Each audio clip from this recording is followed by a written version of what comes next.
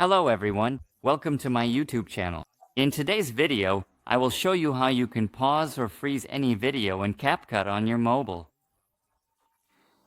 First of all, you need to open the CapCut application. After opening the application, you need to click on New Project. As soon as you click on New Project, you will need to select the video that you would like to work with, in which you want to freeze a particular part or moment. For example, here I am selecting this video, and after that, you just simply need to click on Add.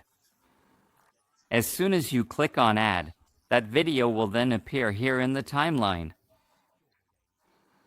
Now after this, the main work starts here, which is that you need to take the video to the point where you want to freeze a part of it. For example, I want to freeze this part right here, so I will bring it to this spot. After that, you need to slowly scroll these options to the left, and actually, after clicking on this video layer, you have to scroll these options to the left again. Here, you will see the freeze option. Simply click on that to proceed.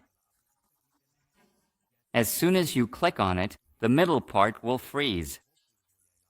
Now I'll play the video for you to show how our video looks now, so take a look at the video.